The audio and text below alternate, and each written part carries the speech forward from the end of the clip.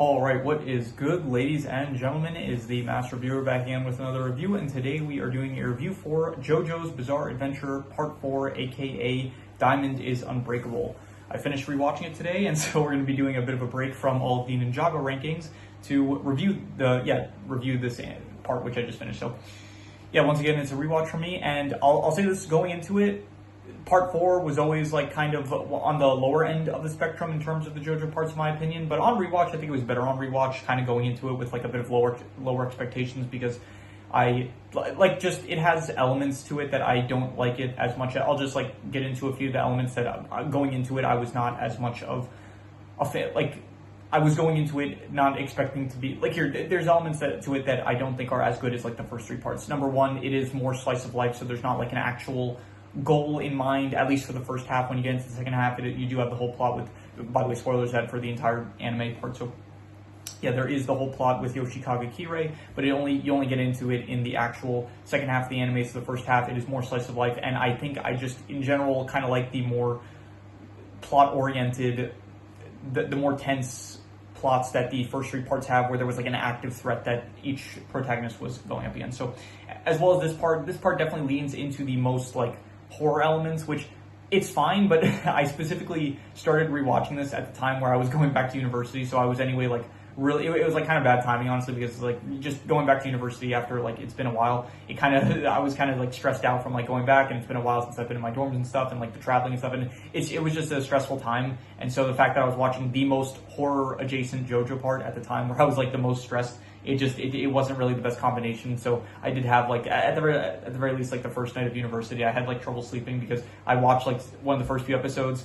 I watched like some of the first few episodes before going to bed that night, and yeah, it is very like, even the first few episodes, it's like the episodes with Angelo and stuff, and so like it's like some of the darker episodes of JoJo. So it's less so about like that I didn't like it, because I thought like just me being a horror the opposite of a fan. I'm not a fan of horror, but in this case it was fine. Like there's not really horror stuff. It's more of like thriller, if anything. But anyway, let's just get on to the plot. So the plot of this part is that, yeah, it's slice of life. It follows the town of Morio, which is the town that the fourth JoJo protagonist, Josuke is the son of Joseph. Joseph had an affair with Tamako, Josuke's mother, and so Josuke, the fourth protagonist, he is the bastard son, I guess, of Joseph Joestar. And so the part basically follows him along with some other residents of the town of Morio. And the first half, it's like kind of just very much slice of life stuff, like just characters of the main cast, like meeting with other characters, meeting new stand users and stuff. And what I do appreciate about this part, which didn't have in the previous parts, where, well, in part 1 and 2, obviously they did not have stands, but in part 3,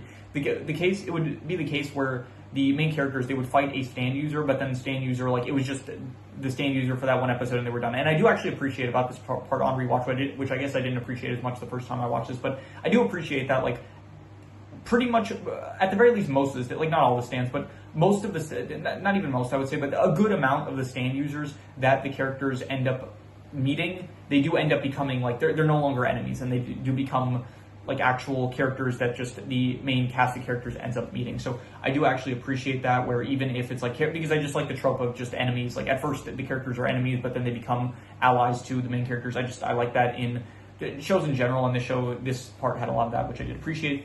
So yeah, the first half, it was slice of life stuff, which honestly was fine. Like I do still like the more plot oriented plots of the first three, but then in the second half you do get into the plot with Yoshikage Kira. And to be honest, he doesn't pose like the same threats as I feel like Dio did in parts 1 or 2, or the Pillarmen. Like all three of those parts, it felt like Dio and the Pillarmen, they were much more OP, it felt like, compared to Yoshikage Kira, which honestly, his stand, it feels very much just like, okay, it's a stand that can cause explosions, and they just decided to take, okay, we're going to take this one stand, which just it feels like it could be a stand in like a filler episode of any other episode from this part, but they decided to make this one extremely overpowered, where it has like 3 different, not acts, like I'm pretty sure acts are for Koichi, and I'm pretty sure Johnny from part 7, I haven't read the manga or seen part 7 yet, but I'm pretty sure that also his stand has acts. So yeah, like for some reason, Killer Queen, his stand has like 3 different types, where it's like the bomb type 1, bomb type 2, sheer heart attack, bomb type 3, where it's like he has like time travel ability. So for some reason, it just kind of felt like they took this stand where, like, at least the world, it very much felt like a boss fight level stand, where it feels more so like Killer Queen. It just kind of feels like a stand where it's like, okay, we'll give him explosion powers, but because he is like the final villain of the part, we have to like make him a bit more OP. So they just end up giving him like a bunch of powers where it just feels like it. I don't know. It feels like not the most natural for him to have like all these extremely OP powers. But anyway, so yeah, the first half is slice of life stuff, which I thought was enjoyable, and the second half it does get into actually the main cast of characters going up against Yoshikage Kira, and they actually manage to defeat him almost, but then he manages to escape, and then he ends up switching identities. He kills a guy and then takes over his identity, and so yeah, that is the second half. And which half did I like better? I think I did like a lot of the slice of life stuff in the first half, and the Yoshikage Kira stuff. It was good, but it definitely felt like 20 episodes, and yet they can't take this guy down. Like even Dio was like the entire villain throughout like part 9. We'll say all 9 episodes in part 9. The main cast was going up against Dio, which was like Jonathan, I guess, and Zeppeli and Speedwagon. So it took like 9 episodes to defeat Dio in part 1, and Dio feels more powerful than Yoshikage Kira. And Kira, it takes some like there's the whole aspect of like Kira's not actually trying to fight them; he is like trying to get away and stuff. But yeah, they devoted like a whole 20 episodes to him going against like the main cast. Even like part 2, the Pillarmen, that was like 17 episodes, and yet that was like 4 Pillarmen. And then they were defeated over the course of 17 episodes against like one serial killer, which it took them like 20 episodes to defeat him. So yeah, what was I saying about that? It felt like just it kind of felt like he's a bit like, he feels the most contrived villain up until this point where it's like, it doesn't feel like he should be as powerful as he is, where compared to someone like Dio or the Pillarmen from the previous parts, where they felt like more naturally like, okay, I can understand how it's taking them, like they feel powerful, where Kira, he kind of feels like, just he's very lucky in a lot of the circumstances he's in, and it feels like his actual stand abilities are a bit like contrived to make him the final boss of the part and stuff. But anyway, the plot, I would give the plot like a 3 out of 5. It was all right. I did like the slice of life stuff. I also liked the Kira stuff. It was fine. I think probably I liked the Kira stuff at first, and then like it does feel like it goes on like a bit too long. Like it didn't need to be. I don't know. It felt like, again, it feels a bit contrived, like making him as lucky and powerful as he is. And then in the slice of life stuff, I did like most of the slice of life episodes. I'm pretty sure that, yeah, there was probably some that were not as good, but most of them I enjoyed. So definitely I would give the plot just an overall 3 out of 5. I would say all right plot, not like one of my favorite. I think the last part was better with the actual, the tighter, cleaner plot of the Stardust Crusaders going to Egypt in order to defeat Dio and like the Stand Assassins on the way. I thought that was a bit better, but this was still a good plot, I would say. So 3 out of 5 I would give it.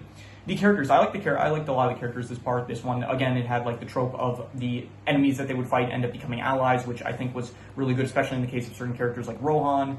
I don't have the names pulled up here because, again, I'm trying to do these reviews without actually looking at the names as much. I will do a character ranking after this. And I think I'm going to probably end up watching the Thus Spoke Rohan Kishibe, that miniseries. It's like 4 episodes. I think I'll actually watch that either today or tomorrow, and then I'll just get a review out for that, like a quick, like similar to what I did for. I'm not going to list it as a special. It'll probably just, it's similar. It's like, I guess, the pilot episodes of Ninjago, and then I'll just list it in the anime playlist on the channel. So yeah, I'll watch that, and then I'll do like a comprehensive, I guess, just a full character ranking for all of like the Rohan spin-off characters, as well as the main characters that were in part 4, I would say. So I think so that's what I'm going to do. In terms of what I would rate the actual characters of the part, I would probably go with, I would say, there's a lot of good characters. For one, you actually have like, okay, Josuke, the main character. I think he is probably actually the weakest of the protagonists. I did like Jonathan, Joseph. Joseph is still my favorite protagonist. Jotaro, I think he was a bit more of an interesting protagonist in part 3. And I think that Jonathan, even I liked better in part 1, I would say. So Josuke, out of the protagonists, that he is probably the weakest one so far. But I do like the side cast. I think this is actually one of the stronger side casts that we have, just for the fact that like there's a lot more. I think Okuyasu, I think he is pretty good. He's like a bit like kind of cocky, and he gets into a lot of fights pretty easily, but still he's like a good character. I would say Jotaro himself actually returns, which is nice to see. And he's definitely like, he honestly doesn't even feel like he's playing the size of his part in this part. It kind of feels similar to Stardust Crusaders, just because he didn't even feel like necessarily the main character of Stardust Crusaders, because so much time was devoted to like Polnareff or even like some of the other side characters. So no, but Jotaro, yeah, he definitely, no, I'm not going to make it sound like he has the same amount of screen time. He definitely has a lot less screen time than he did in part 3, which is fine because he's not the main character anymore. But it's nice, I guess, that we get to see him still. Joseph himself even like returns. He is much older in this part, and he's not in it a lot. Like, you barely see him, to be honest. But, you know, there's a few episodes, like there's the episode where Josuke and where they're taking care of the invisible baby. So I thought that, I forgot her name. I don't have the names pulled up here. I will have the names pulled up when I do the character ranking. But yeah, that episode was like good. So when Joseph is like actually the main focus, he is still entertaining, I would say. What else is there? Koichi. Koichi is a pretty interesting. He's like one of the youngest characters that we've followed so far in the show, and so like all the characters in this part themselves are like more younger, I would say, like on the teenager side of things, or like the young adults, where previously in part 1, 2, and 3, it's like all the characters, they were like in at least their 20s, I would say, like, or actually I don't think that's true. I'm pretty sure Joseph, I'm pretty sure he was like 19 or 20 in part 2, I'm pretty sure. So yeah, this part, like, they are high schoolers still, like the characters in this part are still high schoolers, and so it is like a different, I guess, take on the characters, where it's like there are some younger characters compared to the first 3 parts up until now, where it's like the characters have been older. And yeah, there are a lot of good side characters. There's like Tony, there is, I'm not gonna remember any of the names, to be honest. There's, okay, you know what, I'm gonna just pull up some of the names real quickly, because it feels like I should know some of the names here. Okay, so I'm just gonna quickly scroll through some of the names here. Hayato, I thought he was alright. Rohan, I like Rohan a lot. Yoshikage Kira as the villain. I think he was a good villain, definitely interesting character to follow along to. But again, it does feel like he's a bit contrived to be a bit more powerful than it feels like realistically he should be. Yukiko, I thought she was alright, I would say. Well, again, we'll get more into all of these with the actual, the character ranking that we will do. So I'm here, the alien, what was his name? Mikitaka, he was another good one. Remy, I thought she was great, and yeah, we'll get into, yeah, I'm going to close this for now. We'll get more into it with the actual character ranking, which I will do, probably not today, honestly. I'm going to probably, I'll do it maybe, I still have to do like the Ninjago rankings. I'm not going to like stop the Ninjago, I think I'll do the Ninjago rankings, I'll finish with those, and then I'll get onto the Jojo Part 4 rankings, and then I also have the spin-off, which I think I'll do the spin-off before I get back to the Ninjago rankings, but when we get to it, we'll get to it. So anyway, the characters overall, I like the characters. I would say that they were probably very good, I would say, 7.5 for the characters, I would say, very good characters. And yeah, in terms of these settings, Morio, I don't know how I feel about it. It's like, it is an interesting town, but I do kind of like the more world journey plots that we had in the previous 2 parts of part 2 and part 3, where you're seeing a bunch of different locations around the world, where it's like they travel from like Japan to Hong Kong, they go to Singapore, and they go to India, they go like across the Middle East, and then eventually they make it to Egypt. And in part 2 even, where it's like they're in America, they go to Mexico, they go to Europe. I kind of like it more so when they're like traveling a bit more. I think that it is just more interesting. Where Morio, it's a fine setting, and I do think that they encapsulate the vibe of like this kind of, it's a town, but like some interesting stuff happens there. It's like a lot of Stan users are there, so there is some interesting locations, and yeah, I think like all the skies are yellow and stuff, so it does help paint the bizarre nature of the town, I guess. So the setting, it's I would say, I'll go a 6.5. I think it's a good setting, but I do kind of just prefer the more so grand scale adventure settings of the previous 2 parts. I'll say this is probably better than like the England from part 1, I would say. So yeah, I'll just give it a 6.5. In terms of the art style, it is getting more into, I think, it's starting to look different. I know that when you get to part 5, it does look drastically different, but this is already like starting to look a bit different from the first 3 parts, I would say. And it's honestly, it doesn't really change too much, to be honest. Like the art style, I would say it's pretty good. I'll say like a 7 out of 10. Again, this is not like really one of my favorite art styles. It's a very realistic looking art style, and I don't know, to whatever extent you want to say realistic is, but yeah, it's a pretty good art style. I would say 7 out of 10. In terms of the action, there's some good action again, there's like a lot of battle tactics, which is at this point that's like kind of what the battles are in the show. It's less of actual combat most of the time and more of just the tactics that the characters use. It's not like as I guess it's like not as much like bullshit as like they were pulling in part 2 with Joseph. And in terms of how it compares to how it compares to like part 2 and part 3, I would say that it's, yeah, I'm not sure. I like probably still my favorite like battle stuff was like, even if it was like a lot of bullshit in part 2, it was still like very entertaining to watch. And in part 3, I would say that I think it's about like on par with part 3s, and I don't really remember what I gave for part 3s, but the battles are interesting, like against the different foes that they face. It's just them trying to figure out how they're able to defeat their opponents. But to be honest, they do a bit of like, in the case of like with Josuke's stand, because of the fact that like his whole stand is being able to destroy stuff and like fix it and stuff, a lot of the time it does end up kind of being a bit of this similar tactics where he uses, where it's basically just like he breaks something on purpose and then he reconstructs it in order to help him win the fight. So a few of the battles, it does end up like you can kind of like see, okay, like, oh, this thing got broken, he's going to end up like defeating him by being able to fix this. And it might just be because it was a rewatch for me, so I was expecting some of it and I kind of saw a bit of it coming. But yeah, I feel like even if you're not, if you haven't seen it. Like some of it does get a bit predictable at times just because of the nature of Josuke's stand, I would say. So in terms of action, it was still like, I would say, good action, a 6.5, but yeah, just 6.5 I'm gonna give it. In terms of the worst thing, I would say that the worst thing is, I'm not really sure.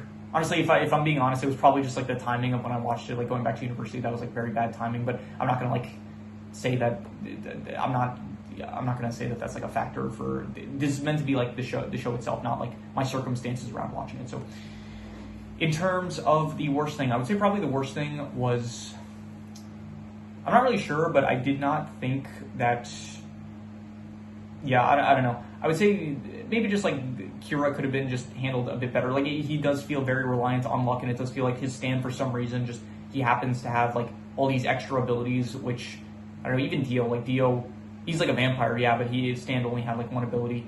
And so just Kira, it feels like they're just giving him like so much, like even the character himself, he states like he has luck on his side constantly, so it does feel a bit like, I don't know, just he feels like a bit too lucky, but I don't know, it doesn't like ruin it for me in any way. So yeah, I can't really think of anything so on the spot, so I'll just probably like reuse I'll just, I don't know. Fine, I'll say like maybe just Kira, it feels like Kira's like a bit too lucky, but it doesn't ruin it for me, so I'm just gonna give it like a 5 out of 10. The fact that like Kira, I don't know, I think Kira is good, but I feel like maybe the execution of how they handled Kira could have been like a bit better, I'll say. So I'll give it like a 5 out of 10, I'll say, for the execution of Kira. It was like, it wasn't good, but it wasn't bad. I'd say, I'm not even gonna say it was like bad. I'll give it a 5.5. I'll say the execution was decent, but it could have been better, I'd say maybe. In terms of the best thing, I will say that the best thing was probably, I'm not sure, there was a lot of like interesting, good characters, I would say. Honestly, I might just give it to the side cast, like not even necessarily the main characters. Like I wouldn't even say like Josuke or Jojo or even like Koichi's good, but I'll say like this actual, I think that out of all the side casts so far, I think this one is the best side cast that we've had so far. And when I say that, I mean like I'm not including protagonist or deuteragonist, so I'm not like from previous parts, I'm not including, I don't know, Zeppeli or Speedwagon or Caesar or like the Stardust Crusaders from part 3. I'm saying like specifically, I guess the Stardust Crusaders, some of them are like side characters, but this part has a great set of side characters. I'm going to say 8 out of 10 for the side cast, like the town of Morio, the characters that they end up meeting, Shigechi, that's another one that I just remembered. So a lot of good characters that they end up meeting, that end up becoming like, honestly, they're not like, it's not like they return like every episode or something. So yeah, they could have done maybe a bit of a better job also just bringing back some of the characters. Like Tony, I remember his episode was like really good, but we only see him in like the one scene, and then occasionally it's like they'll just gather all the stand users that they know in Morio together, and that's when we kind of get the reunion of like everyone that we've seen thus far. But yeah, there's like, I like the side cast, they're good, and the ones that get reused, I think they're great. Like Rohan, when Rohan returns, like after we initially meet him, I think that he is one of the best characters in the show. But yeah, there's like other stand users that it just kind of feels like they get a bit shafted, I will say. Like it does feel like they could have brought them back a bit more, and not just like a few episodes. That like the other guy that I forgot his name as well, but the guy that has the stand ability that like he makes people feel guilty and it puts like a lock on them. So he shows up for the episode, like his episode, and I think he shows up like maybe the episode after. But it's like he gets like beaten up in a fight from, I think it was like the copycat stand, and so he's out of commission for like a month, and so he doesn't show up until like halfway through the show. So it does feel a bit like, yeah, like I do wish some of these characters had like a bit more time to shine, but even so, I think that the side cast is great, I would say. So that was probably my favorite thing about this part.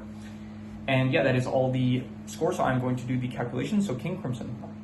Alright, so it ends up coming out to about a 6.5, which would be good, but I think I'd give it higher than that. I think I would give this probably like a 7 out of 10, a solid 7 out of 10, I would say. It was pretty good. I think it was better than part. I think it honestly probably ranks about as I initially would have rated it. I thought that like it's better than part 1. It's not as good as part 3, and it is, I think, probably a bit worse than part 2. So I think, yeah, honestly, my original ranking of the Jojo parts, it's kind of still standing to where it initially stood. So yeah, a solid 7 out of 10, I would say. I think that it is pretty good. In terms of the Jojo parts, it's actually on the, like, originally when I watched all the parts, it was my second least favorite. I thought like my least favorite was Phantom Blood, and then this was my second least favorite. So that's just a good sign. That means that hopefully like part 5 and 6 are about like just as good as I remember them, and then they'll already be like at least a 7 out of 10. So But yeah, anyway, that hopefully will be even better than I remember watching them on the first time. So anyway, yeah, that is pretty much all there is to it. So if you have any recommendations, any shows, movies, video game stories, anime, manga, web series, anything that you want me to review, leave it in the comments and I'll maybe possibly check it out. With that said, that is pretty much all there is to it. So let's leave it at that.